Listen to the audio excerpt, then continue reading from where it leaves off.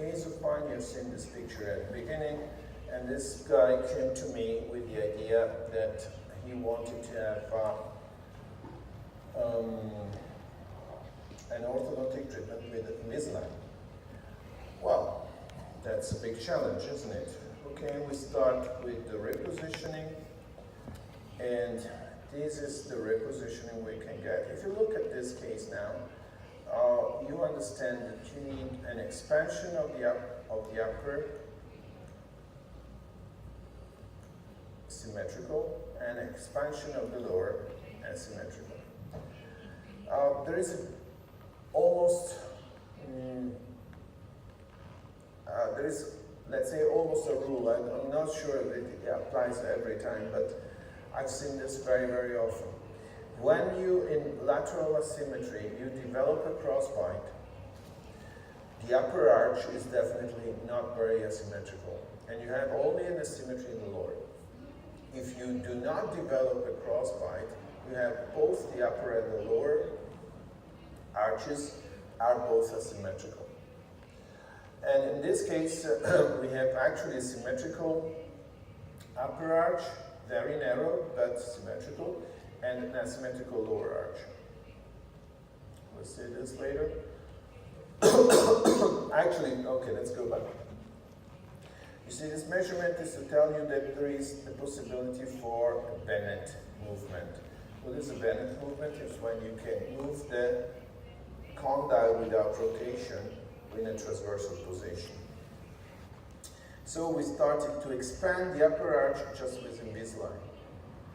Of course, I don't believe Invisalign can have a very, very good control of inclination of teeth, but we went on in this way because that was his request. He was really very much worried to have any kind of brackets. And at the beginning I convinced him that I needed at least brackets in the lower in this position to make an asymmetrical expansion in the lower.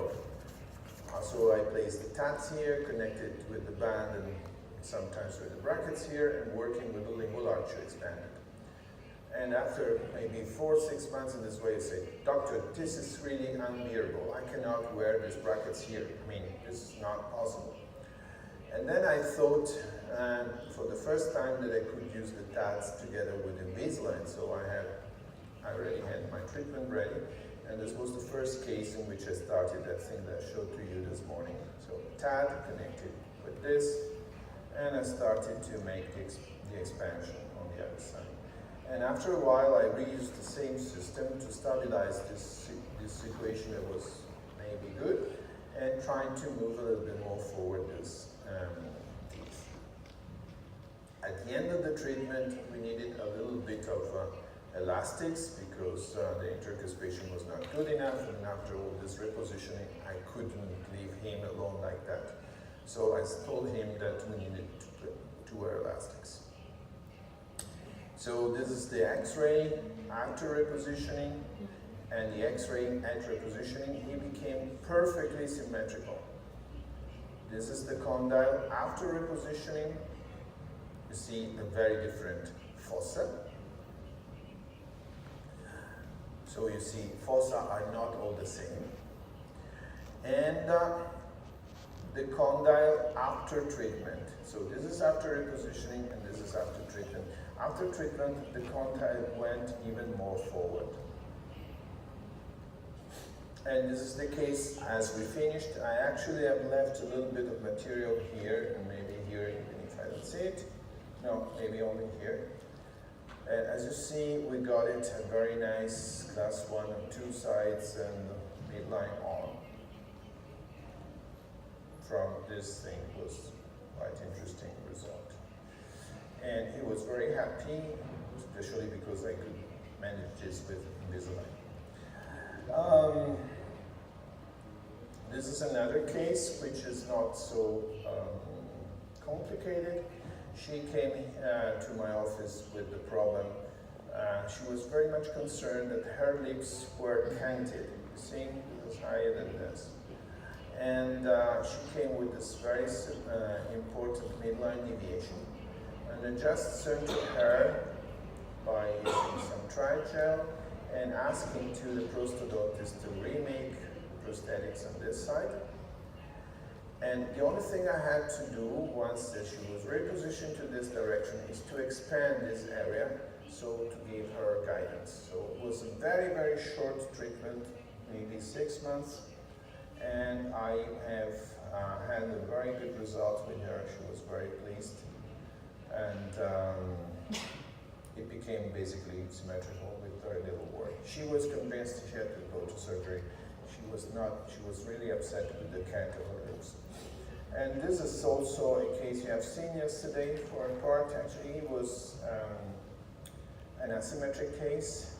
And you remember, no, you have seen this morning. And this is Ricardo. And you see that this condyle is very posterior. Both of them are very posterior. And so we read, this is of course, he had just a Fiorelli gene before pictures. It's not a very good idea, but anyway. We have repositioned the mandible so to center the midline and correct his asymmetry. And after that, as I told you, I needed to have some expansion here and some expansion here. Actually, when I started, I had the failure. You remember this of the TAD, and we went through this mechanics that you have seen already, so I'm not going to repeat the same thing. Then I started to correct this using expanding the right side with this other arch, always using the tats in the palate. And here you see sequence that bring first to the contraction on this side. From here to here I have a contraction on this side. Then I start the expansion on this side. And at this time he's just wearing sometimes some vertical elastic. As you see, the elastics are very vertical. They're not class 2, class 3.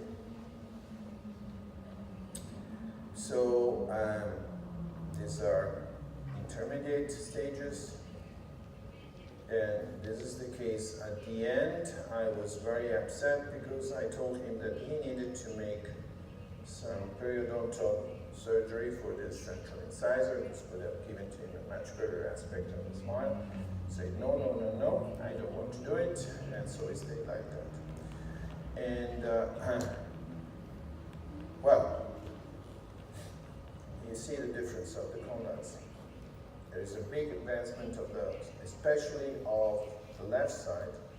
And in fact, if you look, we had the full class 2 here, which has become a nice class 1. I didn't do any distal displacement of the smaller, it's just change position on the condyles. And here is Ricardo at the end of treatment. Last case I'm going to show you, it's Sergio. Sergio is a nice, very nice guy with this lateral deviation and class 3. And he came to be treated, and of course he had been recommended to do surgery in many, many offices. And he was not considering any possibility to do surgery. By the way, all these cases that we are added in this group, especially at the beginning, we were telling to them, if you want, the surgery is the optimal, it's the optimal solution for your case. And all of them, they were saying, if there is another possibility, I will do it. Or some of them were saying, I'm not doing surgery in any case. And so we offered to them this as an alternative.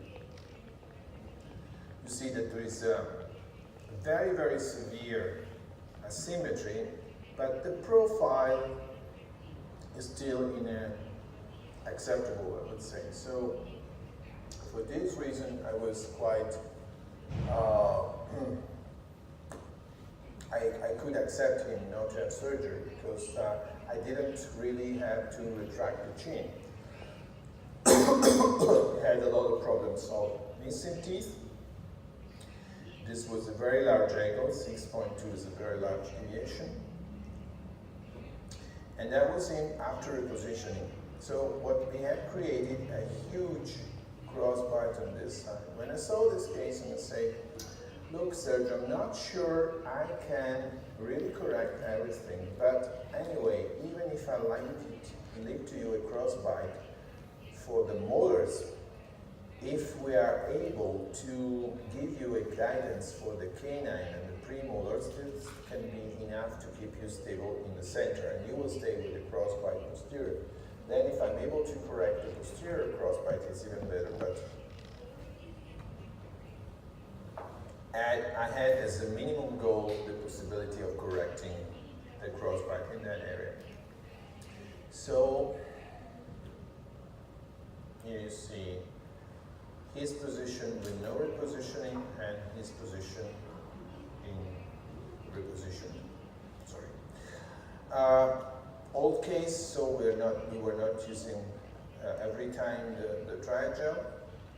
I was already using it, but I had the false impression that when I needed to raise the bite very much, the triagel was not the good thing. So I have changed my mind after some time, so now I'm not using this material for I think I have some of it in my refrigerator, but probably has expired and not using it anymore.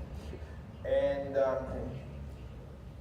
this was the treatment plan, and there was a dental compensation of the class of the negative overjet by retroclination of the lower incisor, correction of the cant of the anterior teeth by intrusion here. And as I said, I started with expansion in this area. There's a TPA, because I was convinced that this was the key for the stability. If I was not correcting the crossbite at the first premolar and the canine level, this would have not been corrected. So I went on to expand these two teeth mostly until I was to this level. And then I started to work with T-loop to start retraction, close these spaces, and this was the stage where I was correcting the overjet. Sorry, went back.